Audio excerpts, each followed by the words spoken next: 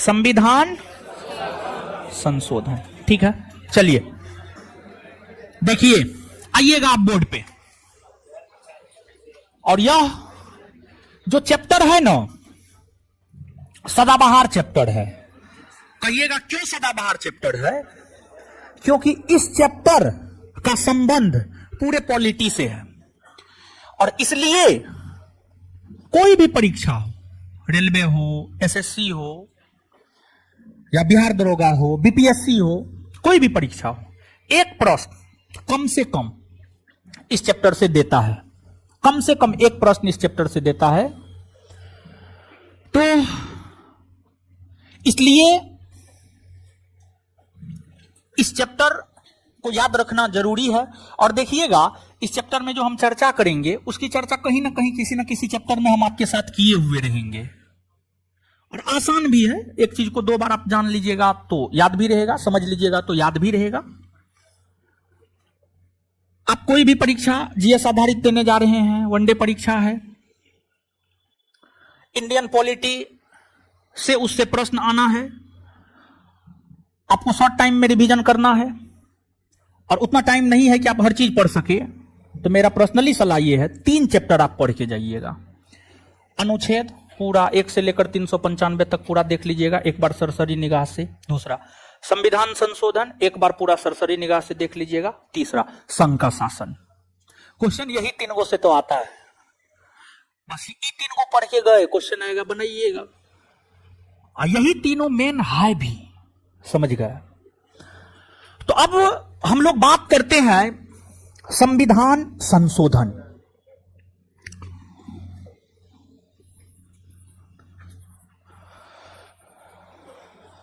जानते हैं आज खाना नहीं खा पाए हैं, क्या बताएं आपको।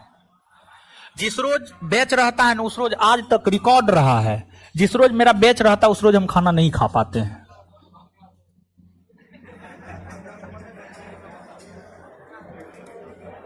संविधान संशोधन, देखिए, हम आपको पिछले क्लास में यह बात समझाए थे कि जो आपको संविधान संशोधन है क्या है। संविधान में किसी प्रावधान को जोड़ना या किसी को हटा देना ही संविधान संशोधन है। अब संविधान में किसी प्रावधान को जोड़ने या किसी प्रावधान को हटाने के लिए, संविधान में किसी प्रावधान को जोड़ने या किसी प्रावधान को हटाने के लिए संविधान संशोधन विधेयक लाया जाता है। संविधान संशोधन विधेयक लाया जाता है। अब संविधान संशोधन विधेयक लाया जाता है। अब प्रश्न यह उठता है कि संविधान संशोधन विधेयक किस सदन में लाया जाता है, किस सदन में लाया जाता है। देखिए, आप याद कीजिए, हम आपको इससे पहले भी बताए हैं विधेयक के विषय में। हम आपको बताए हैं विधेयक 4 प्रकार का होता है: सामान्य विधेयक, धन विधेयक, वित्त विधेयक, संविधान संशोधन विधेयक। संविधान संशोधन विधेयक, संविधान में किसी प्रावधान को जोड़ने या किसी प्रावधान को हटाने को लेकर संविधान संशोधन विधेयक लाया जाता है। अब प्रश्न यह उठता है कि विधेयक किस सदन में आता है, लोकसभा में आता है या राज्यसभा में आता है। दूसरा प्रश्न यह उठता है कि जैसे कुछ विधेयक होते हैं जिसको राष्ट्रपति के पूर्व अनुमति से लाया जाता है, और कुछ विधेयक ऐसे होते हैं जिसको राष्ट्रपति के पूर्व अनुमति से नहीं लाया जाता है। तो जो संविधान संशोधन विधेयक है, यह एक ऐसा विधेयक है जो राष्ट्रपति के बिना पूर्व अनुमति के आता है। राष्ट्रपति के बिना पूर्व अनुमति के आता है। राष्ट्रपति के बिना पूर्व अनुमति के आता है। दूसरी बात, जो संविधान संशोधन विधेयक है, यह संसद के किसी भी सदन में आ सकता है। यहां पे सुनिएगा आप। तो एक तो बात यह स्पष्ट हुआ कि यह विधेयक पूर्व अनुमति के बिना आता है। पूर्व अनुमति के बिना, मतलब राष्ट्रपति से कोई अनुमति नहीं लिया जाता। दूसरी बात, यह विधेयक लोकसभा या राज्यसभा किसी भी सदन में रखा जा सकता है, कोई भी सदन में। यह जरूरी नहीं है कि लोकसभा में ही पहले रखा जाए, यह भी जरूरी नहीं है कि राज्यसभा में ही पहले रखा जाए, ना, कोई जरूरी नहीं है। इसको पहले लोकसभा में भी रखा जा सकता है या इसको पहले राज्यसभा में भी रखा जा सकता है। जैसे आप याद कीजिए, राष्ट्रपति को हटाने हेतु जो अनुच्छेद 61 के तहत महाभियोग प्रक्रिया चलाया जाता है, लोकसभा या राज्यसभा या दोनों में से किसी में, दोनों में से किसी में भी चलाया जा सकता है। तो जो ये विधेयक है दोनों में से किसी भी सदन में आ सकता है, लोकसभा में भी आ सकता है या राज्यसभा में भी आ सकता है। अब मान लिया जाए पहले राज्यसभा में आया तो पहले राज्यसभा पारित करेगा, तब लोकसभा जाएगा। अब मान लीजिए कि राज्यसभा पारित कर दिया, अब विधेयक लोकसभा चला गया, राज्यसभा पारित कर दिया, विधेयक लोकसभा चला गया। अब लोकसभा पारित नहीं किया, अगर लोकसभा पारित नहीं किया तो क्या माना जाएगा? माना यह जाएगा कि विधेयक को लेकर दोनों सदनों के बीच मतभेद हो गया। तो ध्यान रखिए, अगर संविधान संशोधन विधेयक को लेकर दोनों सदनों के बीच मतभेद होता है तो कोई संयुक्त अधिवेशन नहीं बुलाया जाता है, कोई संयुक्त अधिवेशन नहीं बुलाया जाता है। अभी नहीं कहिएगा संयुक्त अधिवेशन बुलाया जाएगा, ना, एकदम नहीं, संयुक्त अधिवेशन नहीं बुलाया जाता। मतलब संविधान संशोधन विधेयक को दोनों सदनों को अलग अलग पारित करना होता है। मतलब राज्यसभा अपना अलग पारित करेगा, लोकसभा अपना अलग पारित करेगा। कोई संयुक्त अधिवेशन का प्रावधान संविधान संशोधन विधेयक को लेकर नहीं है। ठीक है। अब आपके मन में यह प्रश्न होगा कि अगर एक सदन पारित कर दिया, दूसरा नहीं पारित किया, संयुक्त अधिवेशन का प्रावधान भी नहीं है, तब क्या होगा? विधेयक खत्म हो जाएगा, विधेयक समाप्त हो जाएगा। लेकिन अगर मान लिया जाए कि राज्यसभा में आया, राज्यसभा ने पहले पारित कर दिया, फिर लोकसभा में गया, लोकसभा ने भी पारित कर दिया। जब दोनों सदन पारित कर देता है, जब किसी विधेयक को संसद के दोनों सदन लोकसभा और राज्यसभा पारित कर देता है, जब किसी विधेयक को संसद के दोनों सदन लोकसभा और राज्यसभा पारित कर देता है, तो फिर विधेयक राष्ट्रपति के पास जाता है। किसके पास? राष्ट्रपति के पास जाता है, राष्ट्रपति के पास। और जब विधेयक राष्ट्रपति के पास जाता है तो यहां पर संविधान संशोधन विधेयक के संदर्भ में, जैसे आप याद कीजिए, साधारण विधेयक के संदर्भ में याद कीजिए, साधारण विधेयक अगर राष्ट्रपति के पास गया, राष्ट्रपति का मन है स्वीकृति देने का तो देगा, नहीं मन है नहीं देगा।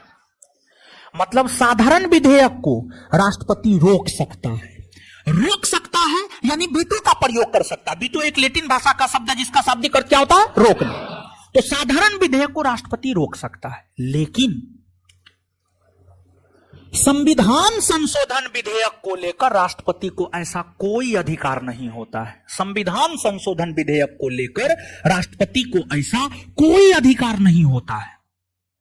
जब संसद का दोनों सदन संविधान संशोधन विधेयक को पारित करके राष्ट्रपति के पास भेजता है, तो राष्ट्रपति के पास एकमात्र विकल्प है, वह विकल्प है उस पर अपना हस्ताक्षर करे। दूसरा कोई विकल्प है ही नहीं। जैसे कि मान लिया जाए कि आपका शादी लगा, आप लड़की वाला से पैसा ले लिए और फिर डेट तय हो गया, हर चीज हो गया, बारात द्वार लग गया, वहां आप गए, आप लड़की को पहले नहीं देखे थे, आपको मान लिया जाए कि लड़की पसंद नहीं आई, तो फिर वहां से लौटने का कोई उपाय नहीं। अगर लौटने का प्रयास कीजिएगा तो थुड़ा जाइएगा, यानी पिता जाइएगा। फिर बताइए जीवन भर क्या इज्जत रह जाएगा उस ससुराल में। तो अगर ऐसा कभी आपके साथ होगा, एकदम भागिएगा नहीं, एकदम प्यार से जो है ठीक है लड़की को बोल दीजिएगा जो हम सोचते हैं। हो सकता है हम यहां पे गलत भी हो, ठीक है। जो हम सोचते हैं बोल दीजिएगा कि अभी तो भी स्थिति और परिस्थिति ऐसा है कि हमको तो तुम्हारा होना ही पड़ेगा, लेकिन तुम कभी ये मत सोचना कि हम तुम्हारा 100% हो जाए। बस इतना बात बोलिएगा, इतना काम खत्म है, समझे। इतना बात बोल दीजिएगा और ब्याह के ले आइएगा। अगर वो फिर भी नहीं मानी तो ब्याह के ले आइएगा। अगर वो ज्यादा इधर उधर करेगी तो आप उसको बोलिएगा कि हम तो तुमको बोले ही थे, हम तुम्हारा 100% कभी नहीं हो सकते हैं, समझे। चलिए, तो ये तो कहिएगा बहका रहे हैं। चलिए, तो खैर आपका इच्छा हो, आपको जो करना है। चलिए अब यहां आइए। तो वही जब राष्ट्रपति के पास जाता है ना, संविधान संशोधन विधेयक दोनों सदन द्वारा पारित होने के बाद कोई रास्ता नहीं, उसको हस्ताक्षर करना होता है और करते हैं राष्ट्रपति, क्योंकि 24वां संविधान संशोधन 1971, 24वां संविधान संशोधन 1971 में यह बात स्पष्ट तौर पर लिखा गया है। 24वां संविधान संशोधन 1971 में यह बात स्पष्ट तौर पर लिखा गया है कि संसद द्वारा पारित संविधान संशोधन विधेयक या लोकसभा राज्यसभा द्वारा पारित संविधान संशोधन विधेयक पर राष्ट्रपति अनुमति देने के लिए बाध्य है। मतलब उसको देना होगा। और इस बार ही बिहार दरोगा इस प्रश्न को पूछा है, 2213 वाला में पूछा है, जो हाल फिलहाल में वैकेंसी क्लियर हुआ है, 2213 लोग नियुक्त हुए हैं, उसमें पूछा है। और हमको लगता है मेंस में पूछा है, किस संविधान संशोधन के तहत राष्ट्रपति को, किस संविधान संशोधन के तहत राष्ट्रपति को संविधान संशोधन विधेयक पर अनुमति देने के लिए बाध्य बनाया गया है। तो इसका उत्तर होगा 24वां संविधान संशोधन 1971। 24वां संविधान संशोधन 1971। यह बात ठीक है। मतलब संविधान संशोधन विधेयक पर राष्ट्रपति को अनुमति देना ही होगा, यह बात स्पष्ट है। अब देखिएगा, एक चीज और समझिएगा, कुछ ऐसे प्रावधान हैं जिसमें संसद भी संशोधन नहीं कर सकता है, तो उस विषय में हम आपको बताते हैं। देखिए यहां पे समझिएगा, अब आप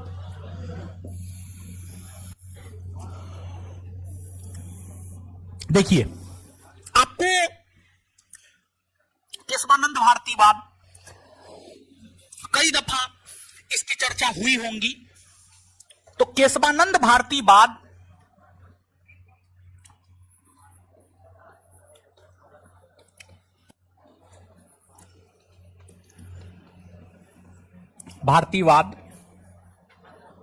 जानते हैं, केशवानंद जो है ना एक मठ का पुजारी था।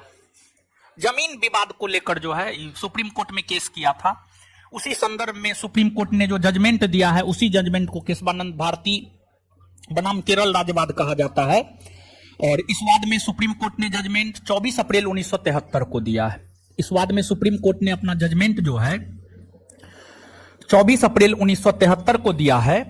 और 24 अप्रैल 1973 को जो केशवानंद भारतीवाद का जजमेंट आया है, इस जजमेंट में सुप्रीम कोर्ट ने संविधान के मूल ढांचा का सिद्धांत दिया। संविधान के मूल ढांचा, संविधान के बेसिक स्ट्रक्चर का सिद्धांत दिया।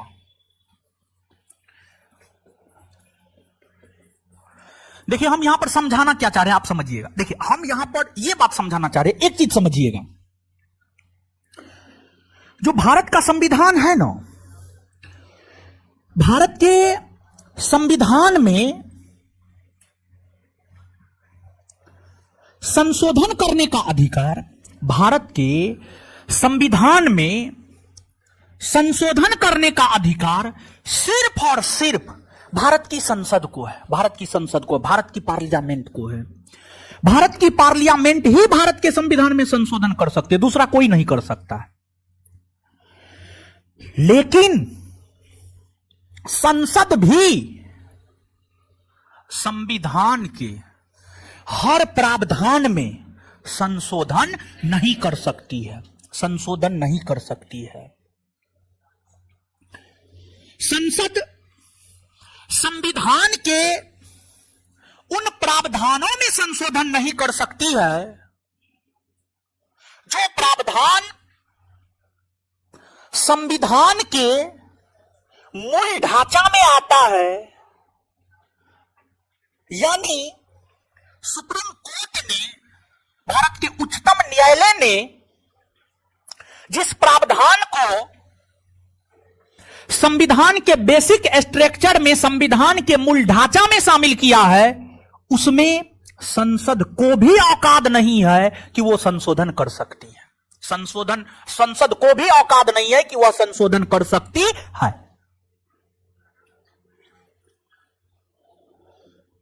अब आप कहिएगा संविधान के मूल ढांचा का सिद्धांत क्या है जिसमें संसद संशोधन नहीं कर सकती है? तो ये जो संविधान के मूल ढांचा का सिद्धांत है, ये हमारे मूल संविधान में नहीं था। संविधान के मूल ढांचा का सिद्धांत हमारे मूल संविधान में नहीं था, हमारे मूल संविधान में नहीं था, बल्कि संविधान के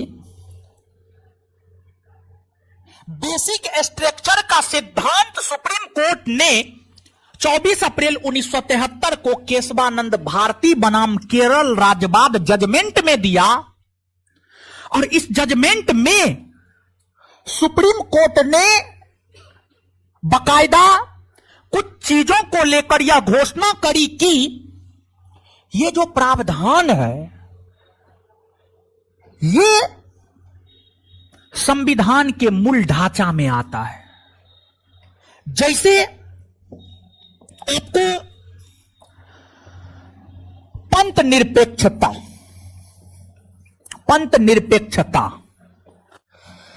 निरपेक्षता शब्द का प्रयोग हमारे संविधान में कहां है?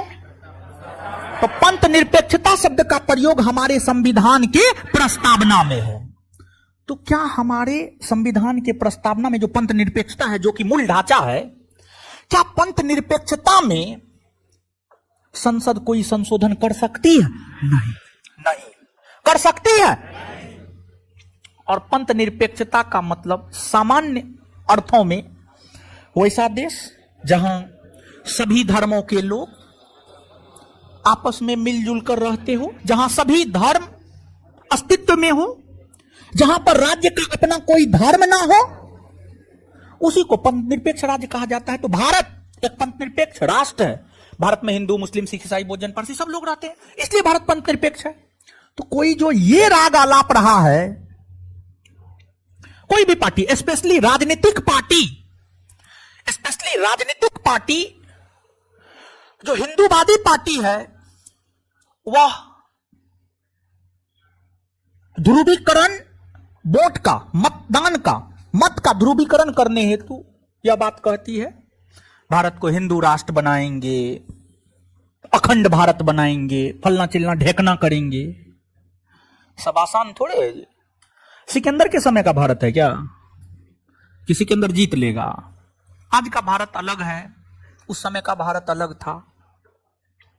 तो यह सब सिर्फ एक गलत प्रोपगेंडा है कि भारत को हिंदू राष्ट्र बनाएंगे, बस। इसे व्हाट्सएप यूनिवर्सिटी में चलता है, कभी नहीं होने वाला है और होना भी नहीं चाहिए।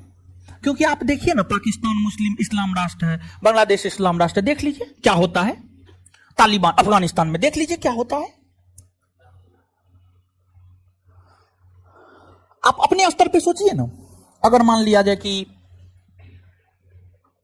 परिवार में एक ही लोग का सब चीज चलता है, तो परिवार के जो अन्य लोग हैं उसका कोई महत्व रहेगा? सब उससे कितना खफा रहेंगे, हाँ या ना?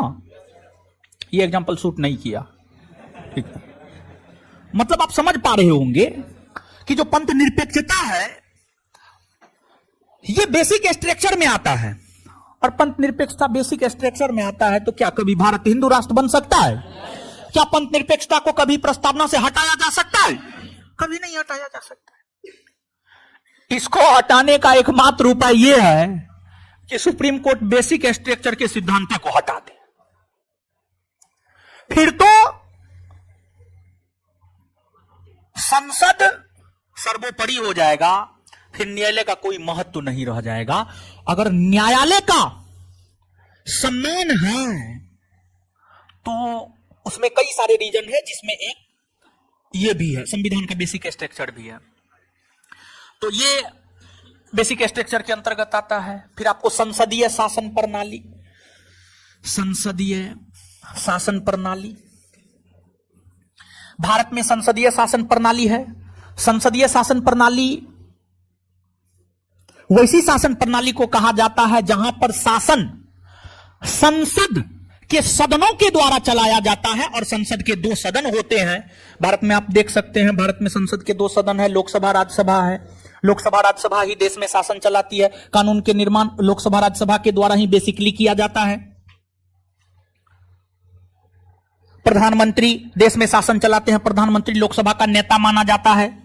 मंत्री लोग देश में शासन चलाते हैं, वो लोग भी लोकसभा राज्यसभा के ही सदस्य होते हैं। तो देश में तो शासन लोकसभा राज्यसभा ही चलाता है, मतलब संसदीय शासन प्रणाली है। संसदीय शासन प्रणाली का एक गुण है लोकसभा दो सदन होना चाहिए। तो लोकसभा राज्यसभा इसलिए है, कभी भी दोनों सदनों को भी समाप्त नहीं किया जा सकता। अगर कोई कहेगा हम लोकसभा को ही समाप्त कर देंगे, ये पॉसिबल नहीं है। कोई कहेगा राज्यसभा को समाप्त कर देंगे, ये भी पॉसिबल नहीं है, क्योंकि संसदीय शासन प्रणाली के लिए दो सदन का होना जरूरी है। तो ये दोनों सदन कभी समाप्त नहीं हो सकता है, ये दोनों सदन कभी भी समाप्त नहीं हो सकता। संसदीय शासन प्रणाली हो गया। इसके बाद आपको अनुच्छेद 14 को याद कीजिए। अनुच्छेद 14 में दो बात है, विधि के समक्ष समानता और विधि का समान संरक्षण। विधि के समक्ष समानता ब्रिटेन से, विधि का समान संरक्षण अमेरिका से। अनुच्छेद 14 में भी जो प्रावधान है ना, वो भी बेसिक स्ट्रक्चर के अंतर्गत आता है, वो भी कभी समाप्त नहीं हो सकता है। और जानते हैं, अनुच्छेद 14 ही एक ऐसा अनुच्छेद है जो राजनेता तक को नहीं छोड़ता है, और उसको भी जेल में चक्की पिसिंग करना होता है। अगर विधि के समक्ष समानता वाली बात नहीं होती तो लालू यादव का तो पहुंच सीधा प्रधानमंत्री राष्ट्रपति तक है, कि था कि नहीं था? तो जेल जाते नहीं जाते। और सब नेता एक ही चट्टा बट्टा का आदमी होता है, वो दिखाने के लिए अलग है, वो जनता के सामने अलग है, सब एक है, समझ गए आप? दक्षिण भारत का एक मूवी देख लीजिएगा, आई एम भारत या ऐसे कुछ है, महेश बाबू है, आई एम भारत ही है, ऐसे कुछ है उसमें। हाँ, सीएम बनता है, वो सीएम बनता है, सीएम वो बनता है, हमको लगता है हाँ बनता है ना। महेश बाबू का मूवी है, देखिएगा, उसमें भारत की पॉलिटिक्स को समझाया गया है, समझे? तो आपको इसको नहीं समाप्त किया जा सकता है। इसके बाद संविधान सर्वोच्च होगा, संविधान सर्वोच्च होगा, संविधान सर्वोच्च होगा। फिर इसके बाद स्वतंत्र न्यायपालिका, न्यायपालिका स्वतंत्र होगी, न्यायपालिका स्वतंत्र होगी, इसको समाप्त नहीं किया जा सकता है। फिर आपको संसद की संविधान में संशोधन करने की सीमित शक्ति, मतलब संसद जो संविधान में संशोधन करता है उसका भी एक सीमा है।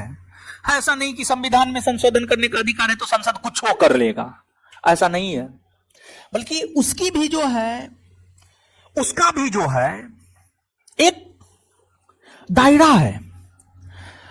और देखिए, भारत का संविधान हम लोगों को बहुत अधिकार देता है, भारत का संविधान हम लोगों को बहुत अधिकार देता है, लेकिन एक सीमा के भीतर। जैसे हमको बोलने का अधिकार है, अनुच्छेद 19 जब आप संविधान में पढ़े, आप तो पढ़े ही, हम तो पढ़ाए आपको, हमको तो लग रहा नया बैचलर है ना, आप तो पढ़े हैं, ठीक है, सॉरी।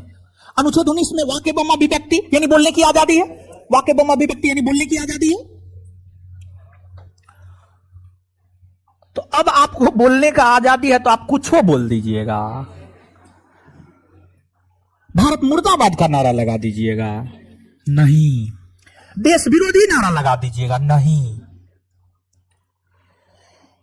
वैसी कोई भी बात आप नहीं बोल सकते हैं जो देश की एकता, अखंडता और संप्रभुता को प्रभावित करता है। अगर आप ऐसा करते हैं और करते हुए पाए जाते हैं तो आप पर मुकदमा होगी और जेल में चक्की पीसी, समझ गए? तो बोलने का अधिकार है, एक सीमा के भीतर है। फिर आपको व्यवसाय करने का अधिकार भी अनुच्छेद 19 देता है। तो क्या आप भारत में अफीम बेचने लगिएगा, हेरोइन बेचने लगिएगा, बिहार में शराब बेचने लगिएगा? नहीं, वैसा कोई भी व्यवसाय करने का अधिकार नहीं है जो प्रतिबंधित है। जैसे बिहार में आप शराब का व्यापार नहीं कर सकते हैं, हाँ, चुरा करके गलत तरीका से तो आप कुछ भी कर सकते हैं महाराज, समझ गए? तो संसद को संशोधन करने की शक्ति है संविधान में, पूरे संविधान में।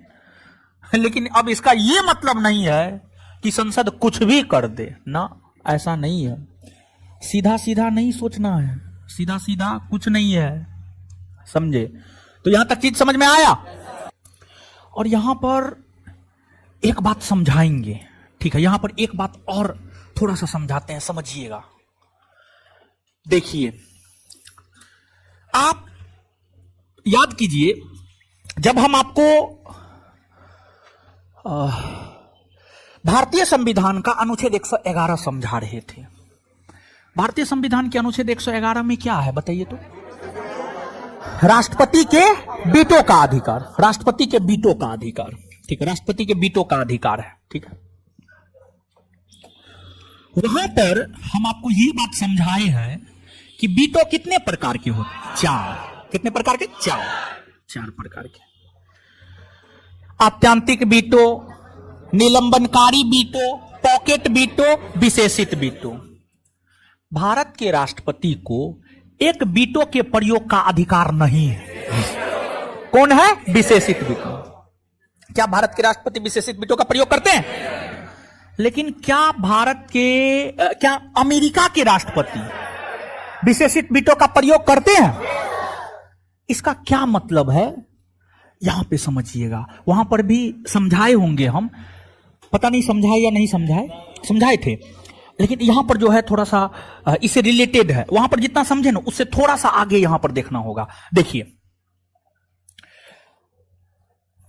विशेषित वीटो के प्रयोग का अधिकार,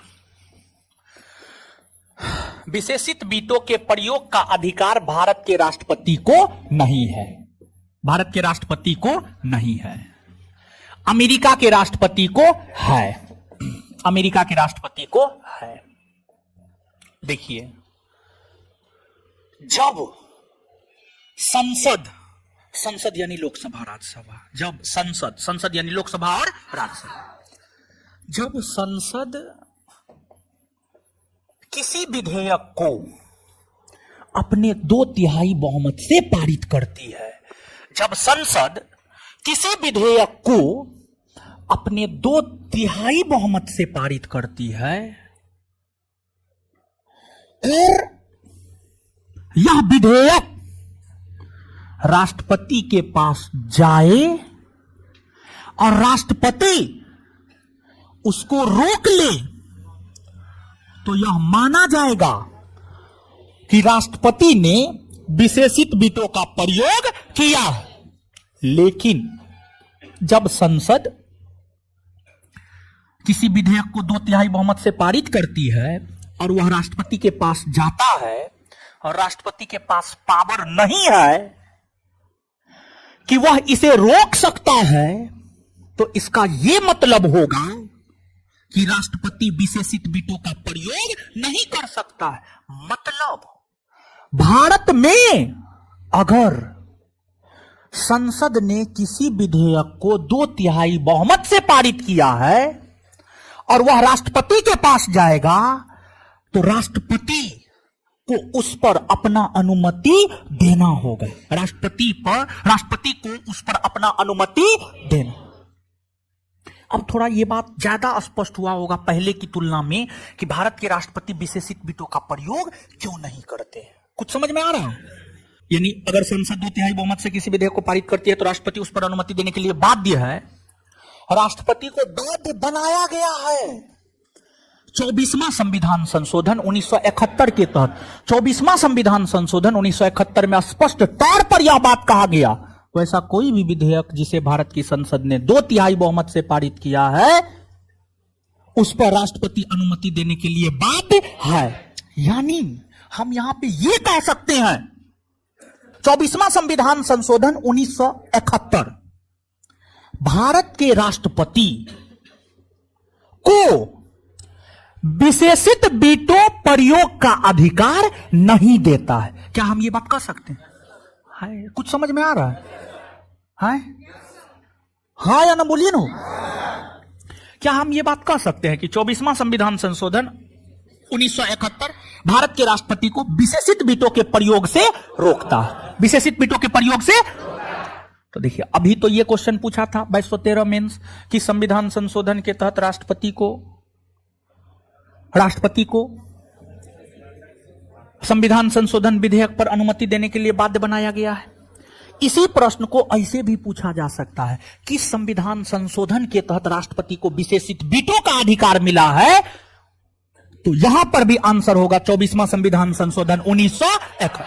ये बात तो वहां नहीं बताए होंगे, ये बात वहां नहीं बताए, बाद बाकी बात हम वहां पर भी चर्चा किए होंगे, लेकिन ये जो लास्ट लाइन कंक्लूजन दिए हैं ये बात वहां पर नहीं बताए होंगे। वहां पर बताते भी तो आप नहीं समझ पाते। यहां पर अब आप बेहतर हैं कि आप समझ गए होंगे। समझ गए? जो भारत का संविधान है, भारत के संविधान में जो संशोधन की व्यवस्था है, भारत के संविधान में जो संशोधन की व्यवस्था है, वह संविधान की अपने आप में सबसे बेहतरीन व्यवस्थाओं में से एक मानी जाती है। और भारत के संविधान में संशोधन होना प्रारंभ जो है 1951 ईस्वी से ही हो गया था। जो भारत का संविधान है, भारत के संविधान में संशोधन होना प्रारंभ जो है आपको 1951 ईस्वी से 1951 ईस्वी से भारत के संविधान में संशोधन होना प्रारंभ हो गया। संशोधन होना प्रारंभ हो गया और तब से लेकर आज तक लगातार भारत के संविधान में जो है आपको संशोधन होते हुए आ रहे हैं। आपको जो हमारे संविधान में संशोधन होता है वो 3 प्रकार से होता है। जो भारत के संविधान में संशोधन होता है वह 3 प्रकार से होता है। और जो 3 प्रकार से संशोधन होता है उसमें एक है आपको साधारण बहुमत,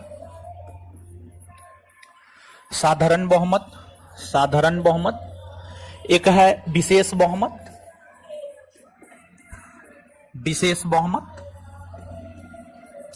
और एक है विशेष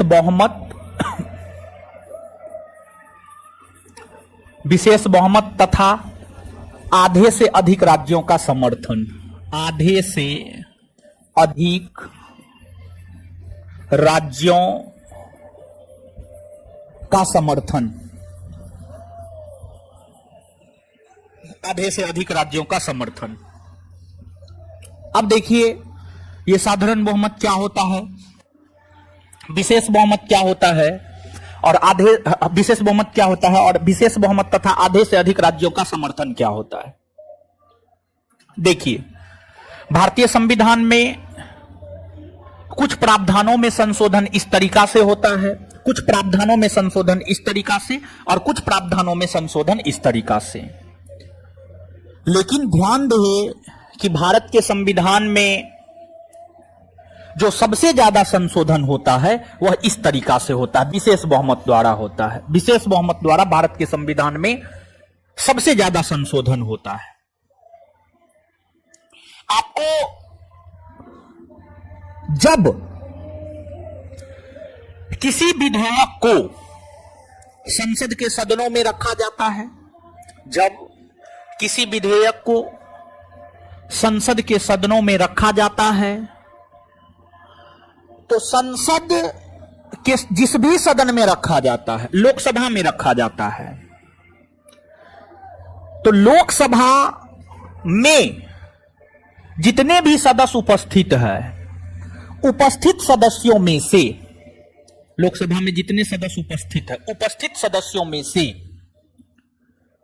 50% से अधिक सदस्यों से अगर किसी विधेयक को पारित किया जाता है तो यह माना जाता है कि वह विधेयक साधारण बहुमत द्वारा पारित हुआ है। आप नहीं समझे होंगे, हमको पूरा विश्वास है। आप इसको एग्जाम्पल के तौर पर समझिएगा। देखिए समझिएगा, सबसे पहले हम आपको एग्जाम्पल ही दे देते, फिर इसको समझाएंगे, तब आप बेहतर वे में समझ पाइएगा। देखिए, साधारण बहुमत द्वारा जो संशोधन होता है, अनुच्छेद 2 में, अनुच्छेद 3 में, अनुच्छेद 100 में, अनुच्छेद 148 में, ये सब में जो संशोधन होता है वह साधारण बहुमत के आधार पर होता है। फिर फंडामेंटल राइट और डीपीएसपी में जो संशोधन होता है यह विशेष बहुमत के आधार पर होता है। और फिर वैसे प्रावधान जो भारत के संघीय ढांचा को प्रभावित करता है, वैसे प्रावधान जो भारत के संघीय ढांचा को प्रभावित करता है, भारत के संघीय ढांचा को प्रभावित करता है, उसमें संशोधन इस प्रकार से होता है, मतलब विशेष बहुमत तथा आधे से अधिक राज्यों के समर्थन। जैसे अनुच्छेद 54 और अनुच्छेद 55 में संशोधन, अनुच्छेद 54 और अनुच्छेद 55 में संशोधन इस तरीका से होता है। तो ये तो हम आपको एक एग्जांपल बता रहे हैं कि जो है साधारण बहुमत द्वारा अनुच्छेद 2, 3, 100, 148 में संशोधन होता है, विशेष बहुमत द्वारा फंडामेंटल राइट डीपीएसपी में संशोधन होता है, विशेष बहुमत तथा आधे से अधिक राज्यों के समर्थन के द्वारा जो है अनुच्छेद 54 और 55 में संशोधन होता है, अनुच्छेद 54 और 55 में संशोधन होता है। अब अनुच्छेद 2 में क्या है, 3 में क्या है, 100 में क्या है, 148 में क्या है, तो आप सभी लोग को हम बताए हैं। अनुच्छेद 2 में है भारत में किसी नए राज्य को प्रवेश दिलाना। फिर अनुच्छेद 3 में, अनुच्छेद 3 की हम बात करें तो जो अनुच्छेद 3 है, किसी राज्य को विभाजित करके नए राज्य का गठन, नए राज्य का निर्माण, राज्यों के नाम में परिवर्तन, सीमा में परिवर्तन, क्षेत्र में परिवर्तन। फिर अनुच्छेद 100 में है संसद की गणपूर्ति। संसद की गणपूर्ति, कोरम, कोरम उस न्यूनतम संख्या को कहा जाता है जिस न्यूनतम संख्या के मौजूद होने से संसद काम करना शुरू कर देता है। फिर 148 में भारत के नियंत्रक महालेखा परीक्षक है, अगर उस पद में कोई बदलाव करना है तो वह भी साधारण बहुमत के आधार पर ही होगा। समझ गए? तो इस बात जो है आपको समझ में आ रहा होगा। अब समझिएगा, जैसे कि मान लिया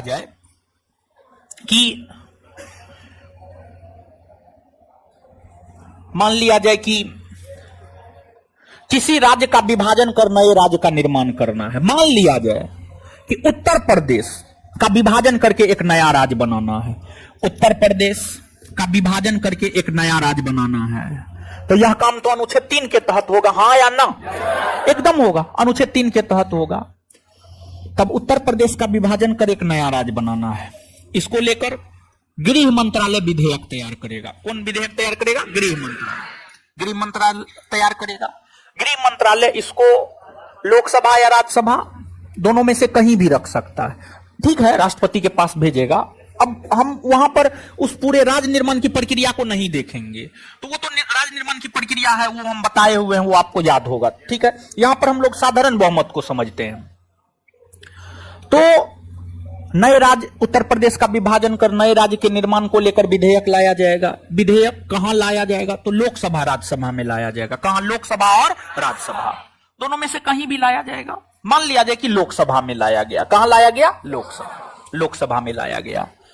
लोकसभा में जब उत्तर प्रदेश राज्य, लोकसभा में जब उत्तर प्रदेश राज्य के विभाजन तथा नए राज्य के निर्माण को लेकर विधेयक लोकसभा में लाया गया, तो उस दिन लोकसभा में, मान लिया जाए उस दिन लोकसभा में 200 सदस्य मौजूद था। और ध्यान रखिएगा, लोकसभा में 543 का 543 सदस्य हमेशा मौजूद नहीं होता है। 543 का 543 सदस्य हमेशा मौजूद नहीं होता है, कभी 50 होता है, सॉरी 50 रहने पर तो काम ही नहीं होगा। कभी 60 रहेगा, कभी 70, कभी 75, कभी 100, 150, 200। सामान्य तौर पर लोकसभा में 200 के भीतर ही सदस्य होते हैं, सामान्य तौर पर, सामान्य दिनों में। तो मान लिया जाए कि 200 सदस्य है। जिस रोज ये विधेयक आया उस रोज 200 सदस्य है। अब 200 सदस्य लोकसभा में मौजूद है। अब उन 200 सदस्यों में से 200 के 200 सदस्यों ने मतदान किया, और अगर मतदान के दौरान 200 में से 200 का 50% प्लस 1, 200 का 50% प्लस 1, 50% प्लस 1 मतलब 1/2 प्लस 1।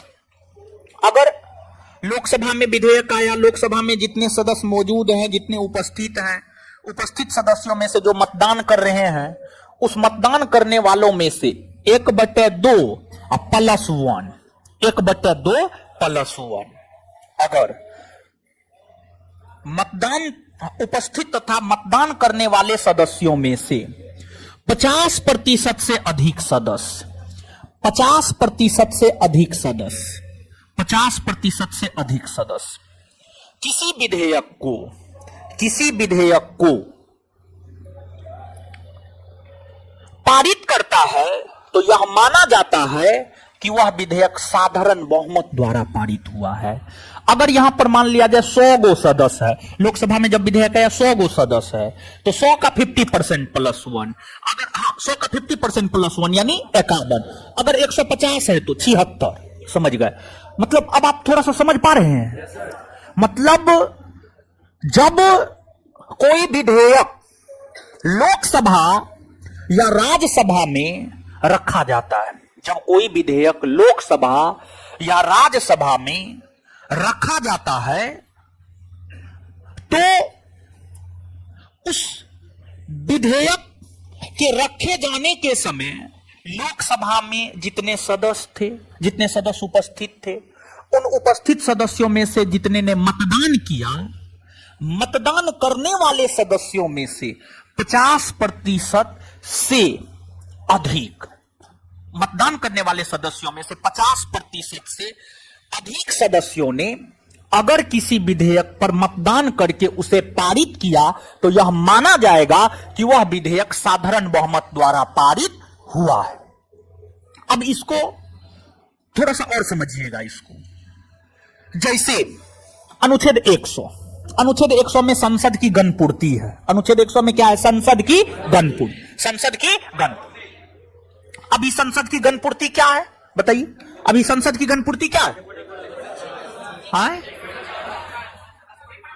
कुल सदस्यों का 1/10, यानी कुल सदस्यों का 1/, लोकसभा का कोरम 55 और राज्यसभा 25, लोकसभा का कोरम 55 और राज्यसभा 25। ठीक है, मान लिया जाए इस कोरम को हमें बढ़ाना है। क्या करना है? बढ़ाना है। मान लीजिए कि तय किया गया कि इस कोरम को 10% से बढ़ाकर 20% करना है, 10% से बढ़ाकर 20%। और जब अगर मान लिया जाए कि 10% से बढ़ाकर हम 20% करेंगे, तो संविधान में जहां पर 10% लिखा हुआ है, उस 10% को हटा करके वहां पर 20% लिखना होगा ना। और जब वहां पर 20% लिखना होगा, तो हमारे संविधान में संशोधन हुआ कि नहीं हुआ? तो अगर ये काम करना है, ठीक है, तो ये काम करना है, तो इसको करने के लिए सबसे पहले विधेयक आएगा। विधेयक कहां आएगा? लोकसभा या राज्य? लोकसभा या? अगर मान लिया जाए इस काम को करने के लिए लोकसभा में विधेयक आया। कहां विधेयक आया? लोकसभा। नहीं, लोकसभा छोड़िए, बार बार हम लोकसभा बोल रहे हैं, आपके दिमाग में बैठ जाएगा लोकसभा में। मान लीजिए कि राज्यसभा में आया, और राज्यसभा में जब यह विधेयक आया, तो राज्यसभा में 80 गो लोग था, 80 गो राज्यसभा सदस्य बैठे हुए थे, 80 गो राज्यसभा सदस्य बैठे हुए थे। तो कितने लोग, 80 में से कितने लोग अगर इसके पक्ष में मतदान कर देंगे, तो यह माना जाएगा कि विधेयक साधारण बहुमत से पारित हुआ। 50% प्लस 1 ना, यानी 41। अगर ऐसा होगा तो यह माना जाएगा ना साधारण बहुमत से पारित हुआ। हाँ या ना? यह बात समझ में आ रहा? चलिए, ये बात समझ में आया है ना?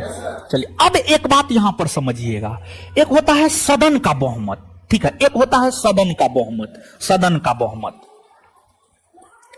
सदन के बहुमत का मतलब क्या होता है जानते हैं? सदन के बहुमत का मतलब होता है सदन में जितने सदस्य हैं उसका 50% से अधिक। गौर कीजिएगा, इस बात को आप समझिएगा। देखिए एक सदन का बहुमत होता है, सदन के बहुमत का मतलब होता है, सदन का मतलब लोकसभा राज्यसभा, सदन का मतलब लोकसभा राज्यसभा, सदन का मतलब लोकसभा राज्यसभा। तो सदन के बहुमत का मतलब होता है लोकसभा में कितना सीट? 543, राज्यसभा में कितना? 243। 543 का 50% प्लस 1 कीजिए, क्या होगा? 272।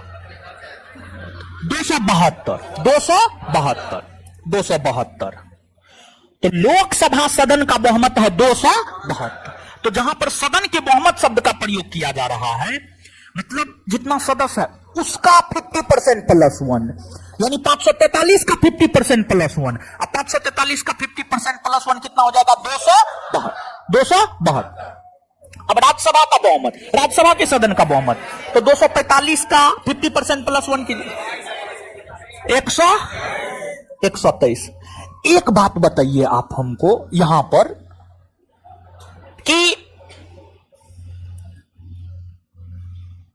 सदन के गणपूर्ति में परिवर्तन को लेकर विधेयक आया राज्यसभा में, और राज्यसभा में जिस रोज यह विधेयक आया था वह विधेयक के आने के समय राज्यसभा में मात्र 80 गो सदस्य था, 41 सदस्य पक्ष में मतदान किया, तो यह माना जाएगा कि साधारण बहुमत से पारित हो गया, साधारण बहुमत से पारित हो गया। तो एक बात बताइए, क्या ये जो साधारण बहुमत है सदन के बहुमत को क्लियरिफाई करता है?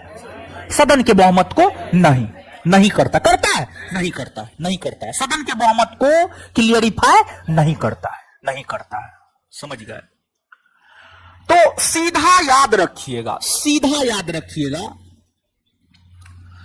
वैसे विधेयक जो सदन में उपस्थित तथा मतदान करने वाले सदस्यों में से 50% से अधिक बहुमत से पारित होता है, 50% से अधिक सदस्यों की संख्या से पारित होता है, तो यह माना जाएगा कि वह साधारण बहुमत से पारित हुआ है।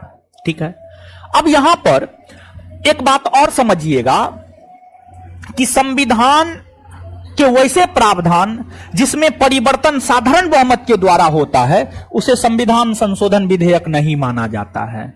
संविधान के वैसे प्रावधान जिसमें परिवर्तन या बदलाव या संशोधन साधारण बहुमत के द्वारा होता है उसे संविधान संशोधन विधेयक नहीं माना जाता, संविधान संशोधन विधेयक नहीं माना जाता है।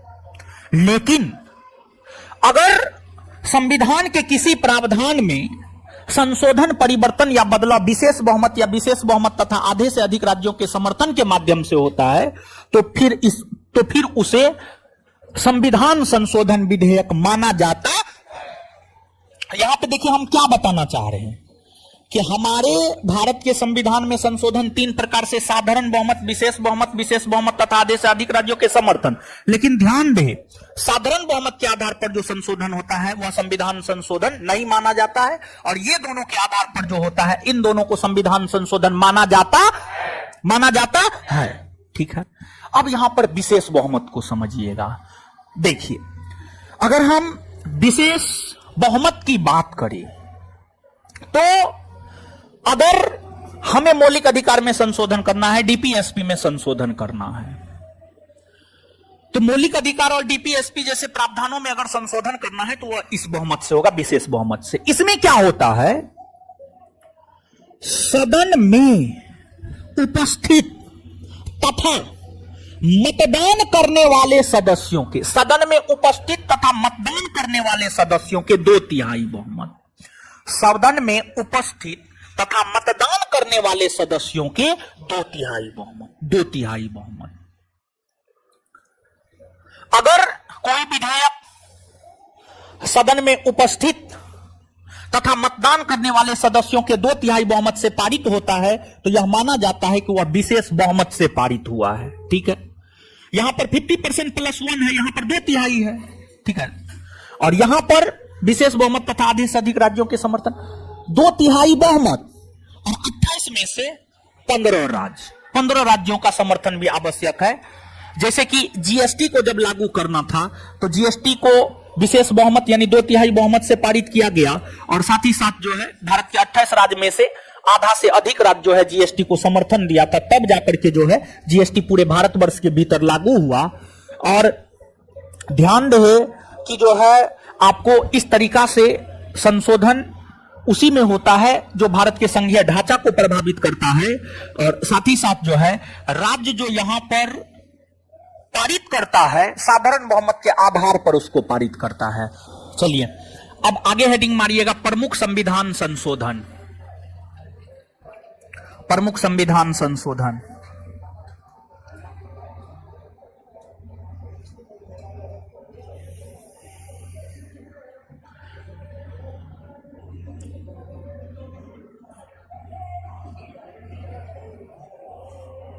प्रमुख संविधान संशोधन। देखिए अब आइएगा यहां पर समझिएगा और देखिए ध्यान दीजिएगा, अब जो बताने जा रहे हैं ना इस चैप्टर का सबसे मेन सेगमेंट है और प्रश्न मुख्य तौर पर यहीं से आता है। अभी तक तो समझा रहे थे क्या होता है नहीं होता है, समझ गए, तो अब परीक्षा के दृष्टिकोण से याद रखने वाला बात हम आपको बता रहे हैं और आगे हम आपको लिखा देंगे। ठीक है, तब आइएगा आप देखिए, भारत के संविधान में पहली बार संशोधन 1951 में हुआ। तो जो प्रथम संविधान संशोधन है, प्रथम संविधान संशोधन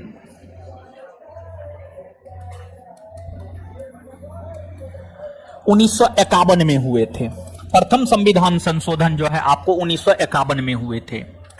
जब यह संविधान संशोधन हुआ था तो स्वाभाविक सी बात है कि उस समय हमारे देश के प्रधानमंत्री नेहरू जी रहे होंगे। नेहरू जी ही थे, पंडित जवाहरलाल नेहरू। और प्रथम संविधान संशोधन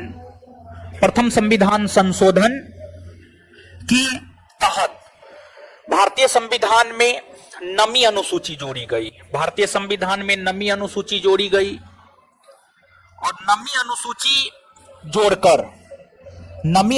जोड़कर जो है इसमें भूमि सुधार को शामिल किया गया। और देखिए क्या भूमि सुधार किया गया। देखिए जब देश को 1947 ईस्वी में आजादी मिली थी तो आजादी के समय जो है भारत के बहुत सारे लोग ऐसे थे जो जमींदार थे जिनके पास हजारों एकड़ भूमि थी।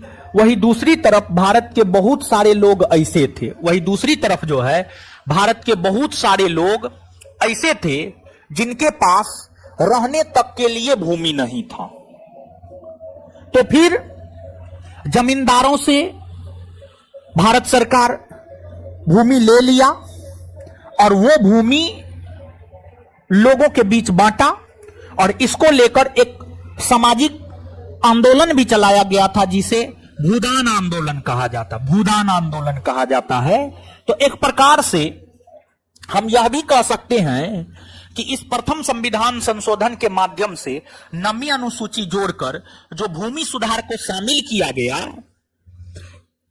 यहां पर यह भी कहा जा सकता है कि इसके तहत जो है भारत में जमींदारी प्रथा का उन्मूलन किया गया, जमींदारी प्रथा को समाप्त किया गया। इसके तहत जो है हम यह भी कह सकते हैं कि भारत में जमींदारी प्रथा को क्या किया गया, समाप्त किया गया, जमींदारी प्रथा को समाप्त किया गया। इसके बाद अगला और महत्वपूर्ण संविधान संशोधन है सातवां संविधान संशोधन। सातवां संविधान संशोधन 1956 में हुए थे और सातवां संविधान संशोधन जब 1956 में हुआ था तो इस समय में भी हमारे देश के जो प्रधानमंत्री थे पंडित नेहरू ही थे। और इस संविधान संशोधन का काफी ज्यादा खासा महत्व है। क्यों काफी ज्यादा खासा महत्व है? तो इस संविधान संशोधन के महत्व का पहला कारण यह है कि इस संविधान संशोधन के तहत लोकसभा में सीटों की संख्या में इजाफा की गई। भारत के मूल संविधान में लोकसभा में सीटों की संख्या 500 निर्धारित की गई थी। भारत के मूल संविधान में लोकसभा में सीटों की संख्या 500 निर्धारित की गई थी और सीटों की संख्या 500 से बढ़ाकर 525 कर दिया गया। लोकसभा में सीटों की संख्या बढ़ाकर 500 से बढ़ाकर 525 कर दिया गया। ठीक है। इसके बाद दूसरा, इस संविधान संशोधन के तहत जो है भारत में राज्यों का पुनर्गठन किया गया। भारत में राज्यों का पुनर्गठन किया गया।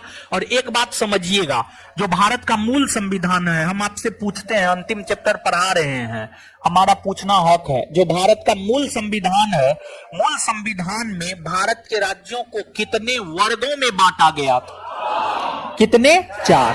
भाग क, ख, ग, घ। भाग क में बड़े देशी रियासत, ख में छोटे देशी रियासत और ग में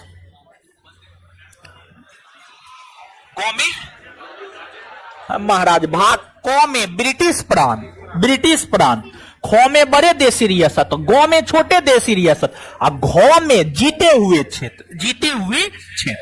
तो इस प्रकार से मूल संविधान में बांटा गया था भारतीय राज्यों को 4 भागों में, क, ख, ग, घ। इस व्यवस्था को समाप्त कर दिया गया और इस व्यवस्था को समाप्त करके जो है, इसके स्थान पर जो है राज्यों का पुनर्गठन करते हुए भारत को 14 राज्य और 6 केंद्र शासित प्रदेश में बांटा गया। 14 राज्य और 6 केंद्र शासित प्रदेश में बांटा गया। ठीक है।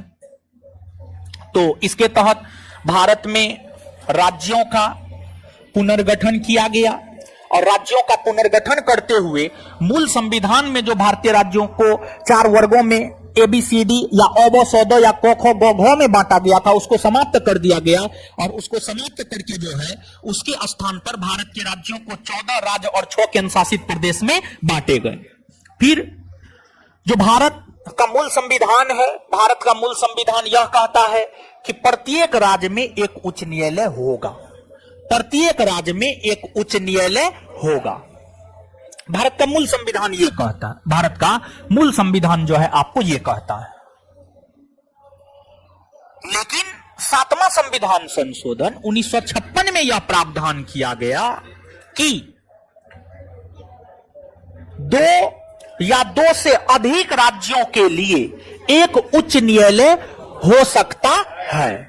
तो 2 या 2 से अधिक राज्यों के लिए एक उच्च न्यायालय, एक हाई कोर्ट हो सकता है। यह प्रावधान 7वां संविधान संशोधन 1956 में ही किए गए।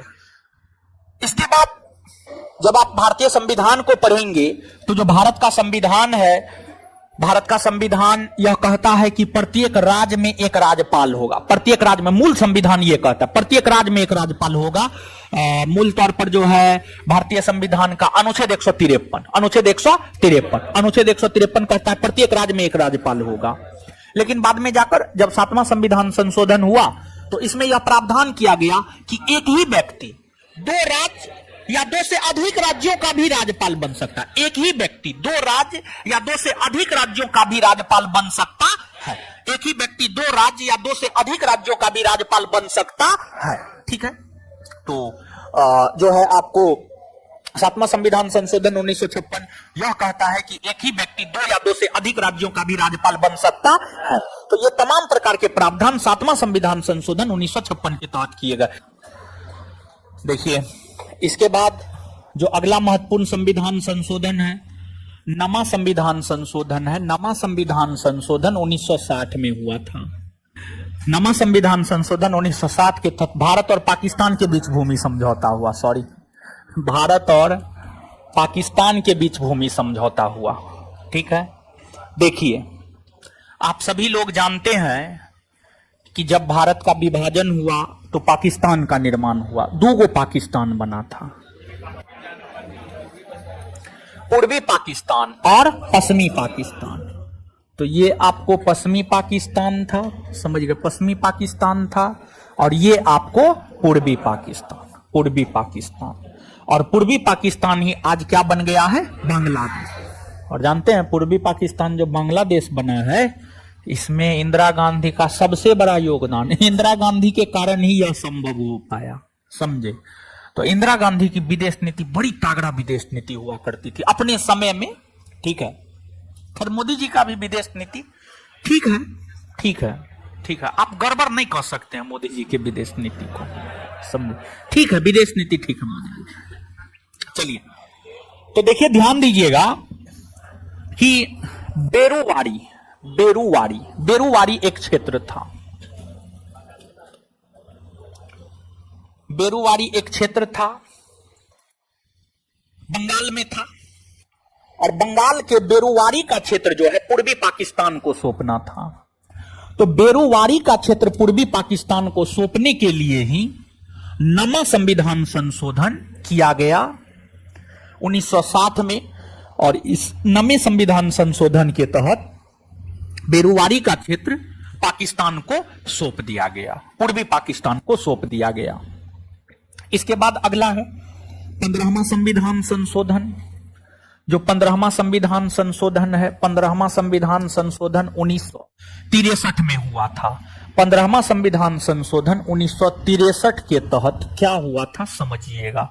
15वां संविधान संशोधन 1963 के तहत आपको जो हाईकोर्ट के जज हैं, हाईकोर्ट के जज की सेवानिवृत्ति की आयु को 60 वर्ष से बढ़ाकर 62 वर्ष कर दिया गया। 60 वर्ष से बढ़ाकर 62 वर्ष कर दिया गया। हाईकोर्ट के न्यायाधीशों के, हाईकोर्ट के जज के रिटायरमेंट के एज को 60 वर्ष से बढ़ाकर 62 वर्ष कर दिया गया। इसके बाद एक है 24वां संविधान संशोधन। 24वां संविधान संशोधन 1971 में हुआ था। और जो 24वां संविधान संशोधन 1971 में हुआ था, इसके दो महत्वपूर्ण प्रावधान हैं। एक प्रावधान तो यह है कि इस संविधान संशोधन में यह प्रावधान किया गया, इस संविधान संशोधन में जो है यह प्रावधान किया गया कि संसद फंडामेंटल राइट सहित पूरे संविधान में संशोधन कर सकती है। संसद फंडामेंटल राइट सहित पूरे संविधान में संशोधन कर सकती है। दूसरा प्रावधान यह किया गया कि राष्ट्रपति संविधान संशोधन विधेयक पर अनुमति देने के लिए बाध्य है। संविधान संशोधन विधेयक पर अनुमति देने के लिए क्या है? बाध्य है। संविधान संशोधन विधेयक पर अनुमति देने के लिए बाध्य है। ये दोनों प्रावधान 24वां संविधान संशोधन 1971 के तहत किए गए हैं। देखिए क्वेश्चन कैसे पूछता है, जैसे आपको पूछेगा, इस बार बिहार दरोगा 2213 का पूछा हुआ ये क्वेश्चन है कि कौन ऐसा संविधान संशोधन है जिसके तहत राष्ट्रपति को संविधान संशोधन विधेयक पर अनुमति देने के लिए बाध्य बनाया गया है? तो उत्तर होगा 24वां संविधान संशोधन 1971। मतलब प्रावधान दे देगा, कहेगा इसकी घोषणा कौन संविधान संशोधन करता है, समझ गए? तो इस रूप में प्रश्न पूछा जाता है। चलिए